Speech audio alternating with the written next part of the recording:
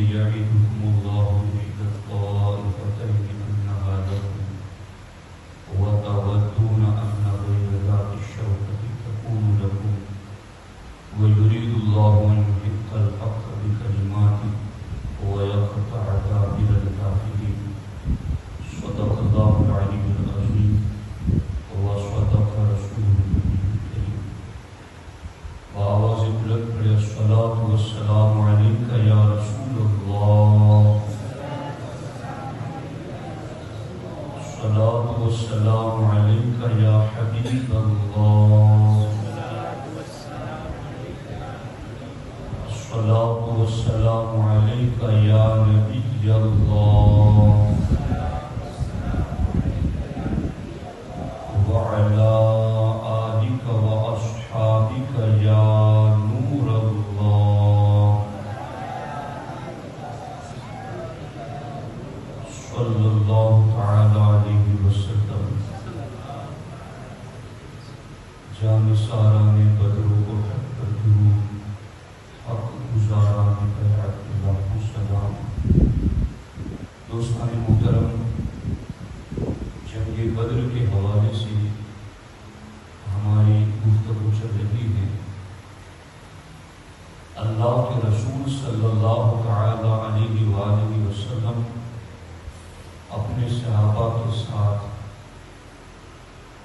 ابو سفیان کے تجارتی قافلے کے ارادے سے مدینے سے باہر نکلے تھے. ادھر ابو سفیان شام میں اپنے تجارتی معاملات کمپلیٹ کرنے کے بعد پھر مکہ واپس آنے کے لیے نکلے. تو انہیں راستے میں کسی نے بتایا کہ مکے سے جب تم شام جا رہے تھے اسی وقت حضور علیہ السلام اور ان کے صحابہ نے تمہارا تعاقب کیا تھا، تمہارا پیچھا کیا تھا، مگر تم کسی طرح بچ کر نکل گئے اور اب بھی وہ تمہارے انتظار میں ہیں. ابو سفیان اپنے تمام ساتھیوں کے ساتھ جب یہ بات سنتے ہیں تو انہیں سخت قسم کا نقصان کا اندیشہ محسوس ہوتا ہے. انہوں نے فوراً اپنی تدبیر اختیار کرنا شروع کر دی. اپنے جاسوس چاروں طرف پھیلا دیے کہ مسلمانوں کا قافلہ کہاں ہے، کتنا ہے، اس کی ساری حالت کی خبر دی جائے. یوں ابو سفیان نے اپنے پورے جاسوس چاروں طرف پھیلا دیے اور انہیں مسلسل خبر پہنچتی رہی کہ مسلمان کہاں ہے، کس پوزیشن میں ہے. جب یہ تجارتی قافلہ حجاز کی حدود میں داخل ہوا، مدینہ شریف کے قریب حدود میں داخل ہوا، تو ابو سفیان کو مزید خدشہ ہوا کہ اب ہمیں کیا کرنا چاہیے.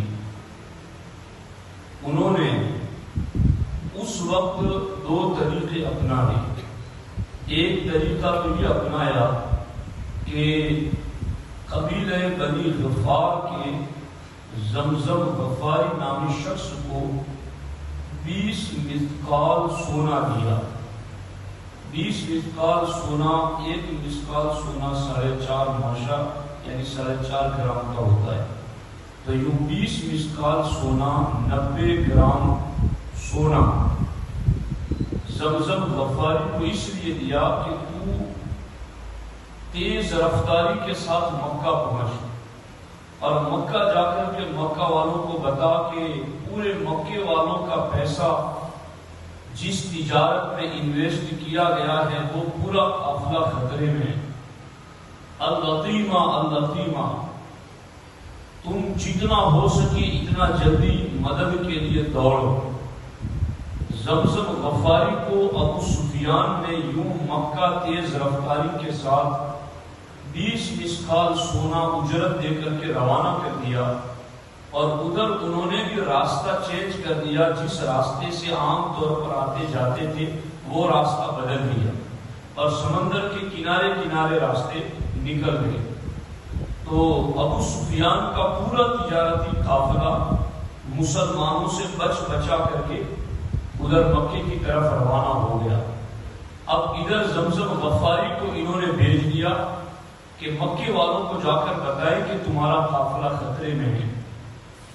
اب ادھر انہوں نے زمزم غفاری کو بھیجا، مگر زمزم غفاری کے یہاں سے مکہ پہنچنے سے 3 دن پہلے حضرت عبد المطلب کی بیٹی عاتقہ نے ایک خواب دیکھا، اور وہ خواب ایسا خواب تھا کہ جس کی وجہ سے ان پر خوف طاری ہوا۔ صبح اٹھ کر کے انہوں نے اپنے بھائی حضرت عباس کو طلب کیا۔ اس وقت حضرت عباس نے بھی ایمان کا اعلان نہیں کیا تھا۔ حضرت عباس کو بلایا اور کہا بھائی میں نے بہت ڈراؤنا خواب دیکھا ہے۔ کہا وہ کیا خواب دیکھا ہے؟ کہا میں نے ایک خواب دیکھا ہے کہ ایک شتر سوار یعنی اونٹ پر بیٹھا ہوا شخص وادی بطحا میں داخل ہوا اور وہ یہ اعلان کر رہا ہے الا یا آل بدر انفروا الی مصارعکم فی صلاۃ، اے دھوکہ باز قوم دوڑ پڑو اپنی قتل گاہوں کی طرف 3 دن کے اندر، یعنی مرنے کے لیے 3 دن میں جہاں تمہاری موت لکھی وہاں دوڑ پڑو۔ تو یہ اونٹ پر سوار ایک شخص سے اعلان کر رہا ہے۔ پھر اچانک میں نے دیکھا کہ وہ اپنے اونٹ سمیت خانہ کعبہ کی چھت پر ہے اور وہاں سے بھی وہی اعلان کر رہا اور پوری قوم اس کے پیچھے دوڑ رہی ہے۔ پھر اچانک میں نے دیکھا کہ وہ جبل ابو قبیس پر اونٹ لے کر چڑھ گیا اور وہاں سے بھی اس نے یہی کہا کہ 3 دن کے اندر اندر اپنی موت کی طرف چلو، تیزی کے ساتھ دوڑ کے اپنی موت کی طرف آؤ۔ اب عاتقہ کہتی ہے کہ میں نے دیکھا کہ اس نے جبل ابو قبیس سے ایک بہت بڑی چٹان نیچے لڑکائی، لڑکتی ہوئی وہ چٹان نیچے آئی تو ٹوٹتی ہوئی ایسی آئی کہ قریش کا کوئی گھر ایسا نہیں تھا جس میں اس چٹان کا کوئی پتھر نہ پہنچا، یعنی ہر ایک کا نقصان ہونے والا تھا، ہر ایک کے گھر میں کچھ نہ کچھ تکلیف آنے والی تھی۔ یہ عاتقہ نے حضرت عباس کو سنایا تو حضرت عباس نے بھی کہا ہاں یہ خواب تو بڑا خوفناک ہے، مگر کسی کو تو بھی بتانا نہیں، میں بھی نہیں بتاؤں گا۔ لیکن حضرت عباس جب وہاں سے نکلے تو ولید بن عتبہ ان کا دوست تھا، وہ راستے میں انہیں مل گیا تو حضرت عباس نے اپنے دوست کو یہ واقعہ بتا دیا اور اس نے جا کر کے ولید بن عتبہ نے جا کر اپنے باپ عتبہ کو بتا دیا۔ اب یوں بات ہوتے ہوتے پورے قریش میں پھیل گئی تو حضرت عباس کہتے ہیں میں خانہ کعبہ کے طواف میں مصروف تھا کہ ابو جہل اپنی میٹنگ میں بیٹھا ہوا تھا۔ ابو جہل نے کہا عباس طواف کر کے واپس آؤ میرے پاس۔ حضرت عباس جب اس کے پاس گئے تو اس نے کہا کہ یہ تم عبد المطلب کی اولاد اس بات پر راضی نہیں کہ تم میں ایک مرد نے نبوت کا دعویٰ کیا، اب تمہاری عورتیں بھی نبیہ بن گئی؟ یوں اس طرح سے ابو جہل نے چوٹ لگایا اور تانا دیا۔ حضرت عباس نے فرماتے ہیں کہ میں نے انجان بڑھ کر پوچھا بتاؤ تو صحیح ہوا کیا ہے؟ کہا وہ خواب جو تمہاری بہن نے دیکھا ہے۔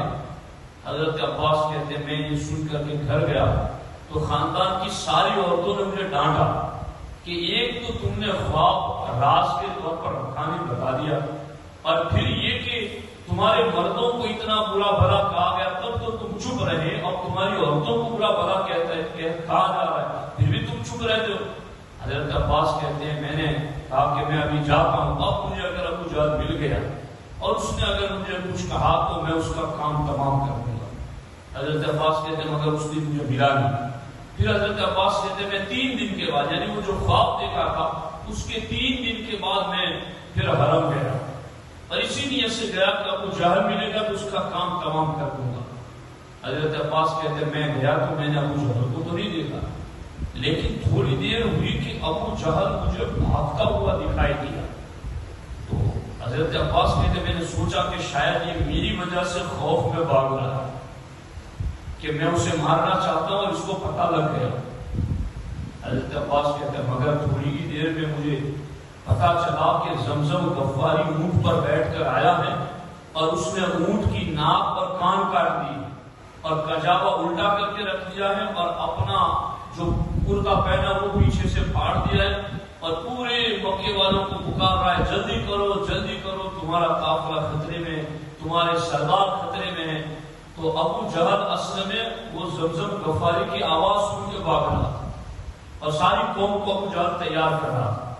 اب عاتقہ کا خوف پورا مشہور ہو چکا تھا تو جلدی سے بہت سارے لوگ تو تیار ہو گئے، مگر کچھ لوگ ایسے تھے جو ڈر رہے تھے کہ یہ خواب سچا ہوگا اور 3 دن کے اندر ہی جانے کا ہوا ہے، تو یہی تو خواب بتایا گیا تھا۔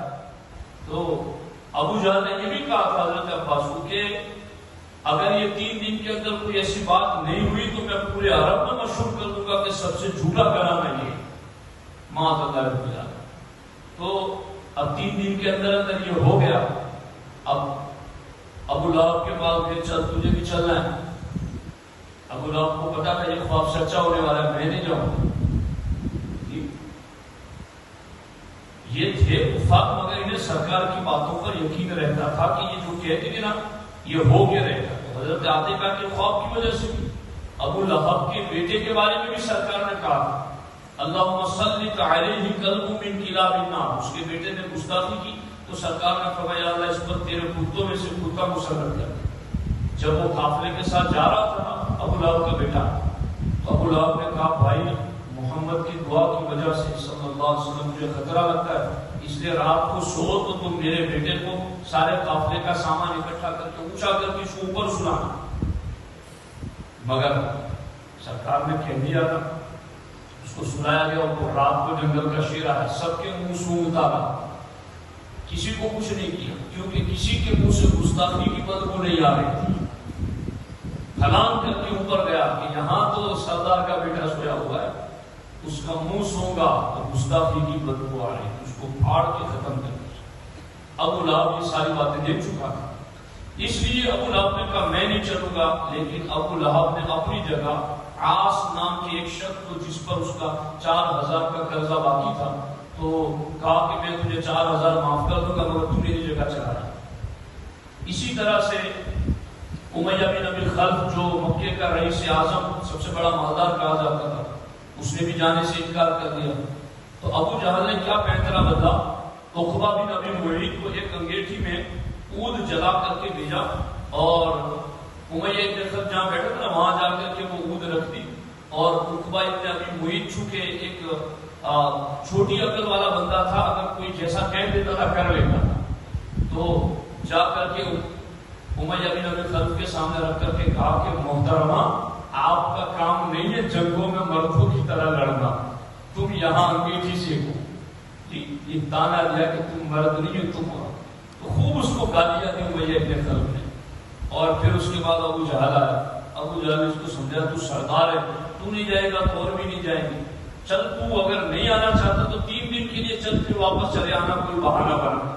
ابو جہل مطلب چاہتا تھا کہ کسی بھی طرح سے یہ چلے، پھر اس کو ابو جہل نے واپس نہیں آنے دیا۔ 3 دن کے بعد پھر اس کو لے ہی گیا، اس کی موتی لکھی ہوئی تھی وہاں، اور کہا بھی گیا تھا انفروا الی مصارعکم فی ثلاث، دھوکہ بازو 3 دن کے اندر اندر اپنی تخت گاہوں کی طرف چلو۔ اب یہ سارے کے سارے چل پڑے۔ ابو سفیان کا قافلہ جب بچ بچا کر نکل گیا تو انہوں نے پھر پیغام بھیجا اور ابو جہل کو کہلایا کہ اب تم جہاں ہو وہیں سے واپس چلے جاؤ، ہم لوگ بچ بچا کر نکل گئے۔ تو ساری قوم کے سرداروں نے ابو جہل کو سمجھایا کہ دیکھ اب جو مقصد تھا وہ تو ہو گیا ہے، ہمارا مال لوٹنے والا تھا، ختم ہونے والا تھا، بچ گیا ہے، اب ہمیں جنگ کرنے کی کوئی ضرورت نہیں ہے۔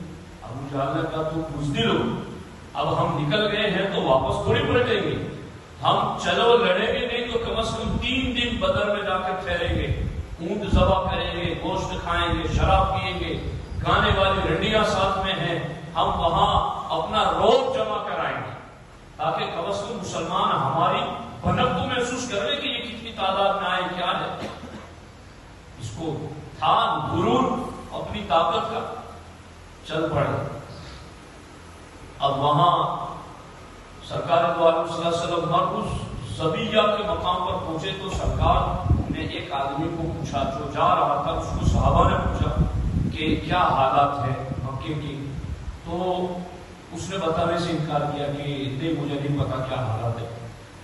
تو صحابہ کرام نے اس کو پکڑ کے لائے اور اس کو کہا سلم علی رسول اللہ صلی اللہ علیہ وسلم، چل تو نہیں بتاتا تو کم از کم اب یہاں آ گیا ہے تو ہمارے نبی کو سلام کر کے جا، سلام کیے بغیر تجھے نہیں جانے دیں، سلام کر ہمارے نبی. تو اس نے معاذ اللہ طنز کے طور پر کہا تمہارے اندر بھی کوئی نبی ہے معاذ اللہ رب العالمین. تو صحابہ نے کہا ہاں یہ ہمارے اندر نبی ہے، ان کو سلام کر پھر جانے دیں گے ورنہ جانے نہیں دیں گے.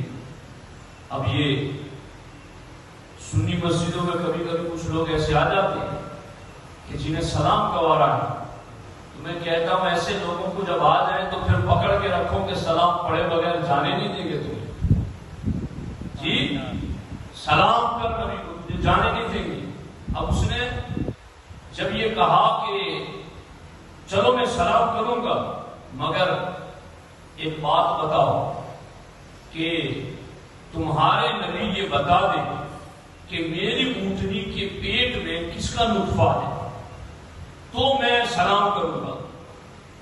تو جب اس نے یہ کہا نا تو حضرت سلمہ رضی اللہ تعالیٰ عنہ صحابی رسول تھی، وہ متوجہ ہوئے اس کی طرف اور اس کو کہا لا تسأل رسول اللہ صلی اللہ علیہ وسلم اقبل علی انا اخبرک ذلک. تو حضور سے کیوں پوچھتا ہے؟ میں حضور کا غلام تجھے بتاتا ہوں کہ اس کے پیٹ میں نطفہ کس کا ہے، مجھ سے پوچھ لے. پھر انہوں نے کہا کہ یہ تو بدبخت ہے جس نے اس اونٹنی سے غلط کام کیا ہے اور تیری حرام کاری کا نتیجہ اس کے پیٹ میں پڑ رہا ہے. جب سرکار نے یہ سنا تو سرکار دوڑ کر آیا اپنے صحابی کے منہ پر ہاتھ رکھ دیا اور سرکار نے کہا کہ اس کا راز کیوں فاش کر دیا. تو صحابی رسول کہتے ہیں بندہ نواز آپ کی خاموشی کی وجہ سے کفر یہ سمجھ بیٹھا ہے کہ آپ کو پتا نہیں ہے. حضور آج میں آپ کا غلام بتا دوں تاکہ انہیں پتا چلے کہ جن کے غلام اتنا جانتے ہیں ان کا آقا کتنا جانتا ہو. آپ نے بتایا اور اس کے بعد پھر آگے چلا قافلہ. پھر پتا چلا کہ وہ مکے سے کافر لڑنے کے لیے آ گئے. اب تک صحابہ کو یہی پتا تھا کہ ہمیں ابو سفیان کی تجارتی قافلے سے لڑنا ہے. اب پتا چلا سرکار نے ابو بکر صدیق کو کہا ساروں کو جمع کرو. سارے جمع ہو گئے. سرکار نے کہا کہ اب بتاؤ تمہارا کیا مشورہ ہے. ابو بکر صدیق سب سے پہلے کھڑے ہوئے اور جان سالانہ تقریر کی. عمر کھڑے ہوئے جان سالانہ تقریر کی. حضرت مقداد بن اسود کھڑے ہوئے جان سالانہ تقریر کی. حضرت سعد بن عبادہ کھڑے ہوئے جان سالانہ تقریر کی. انصار و مہاجرین ساروں نے کہا حضور ہم پیچھے نہیں ہٹیں گے، آپ کے ساتھ ہے تو آپ کے ساتھ ہی ہم لڑیں گے مریں گے. سرکار نے جب یہ سنا نا ان کی وفاداری کو تو سرکار کا چہرہ خوشی سے بالکل چمکنے لگا اور سرکار نے فرمایا میرے صحابہ میں تمہیں خوشخبری سنا رہا ہوں فتح کی، اور میں اس وقت اسی جگہ کھڑے کھڑے کافروں کی قتل گاہیں دیکھ رہا ہوں کہ وہ کہاں مرنے والے ہیں.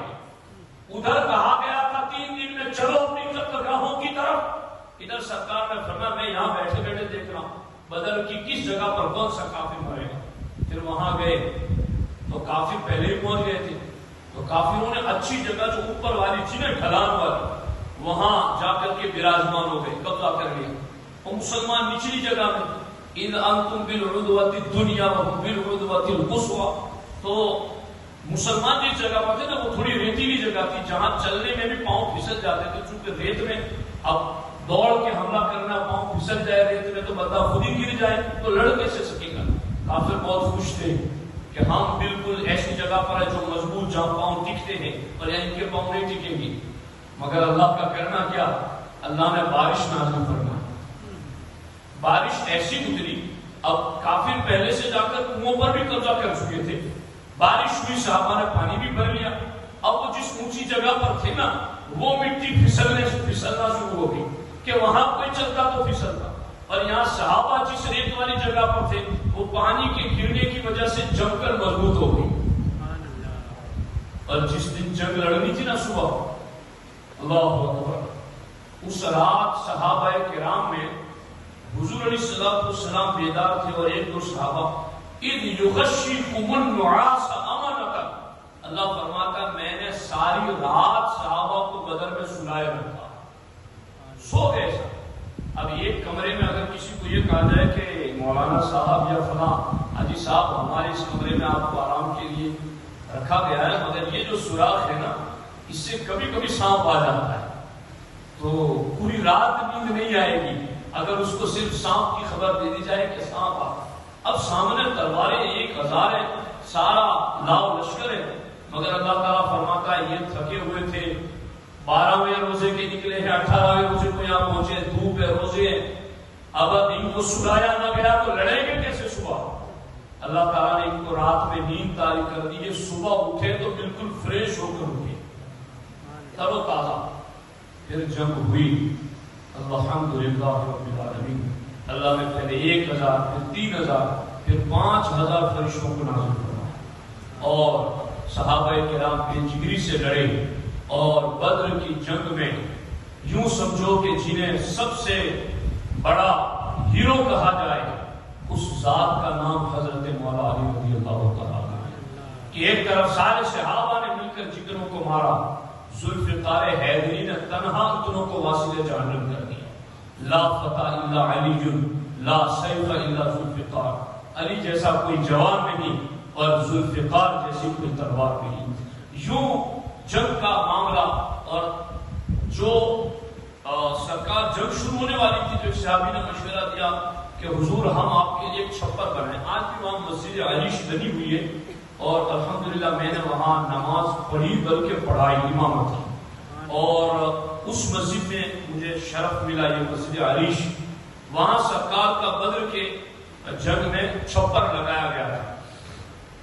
اس صحابی نے مشورہ یہ دیا تھا، کتنا پیارا مشورہ دیکھو، سرکار سے کہا کہ حضور یہاں ایک چھپر بنا دیتے، آپ یہاں ٹھہرے رہے، اور آپ کے پاس ایک اونٹ تیز رفتار تیار ہے، ہم آپ کے غلام لڑتے میدان میں جا کے، اگر آپ کو ایسا لگے کہ کچھ ہمارا پانسا پلٹ رہا ہے تو آپ اونٹ پر سوار ہو کر تیزی سے مدینہ چلے جائیں، وہاں آپ کے جانثار غلام اور بھی موجود ہیں۔ تو سرکار کو ان کی یہ بات بہت پسند آئی، اور پھر سوال ہوا کہ اب سرکار تو اس خیمے میں رہیں گے، مگر سرکار کی ذات پر پہرا کون دے گا؟ جب یہ بات ہوئی تو ہر صحابی ڈر گیا، چونکہ اب یہاں جانے جہان پر پہرا دینے کی بات تھی، جان ہے تو جہان ہے، ان پر پہرا دینے کی بات تھی۔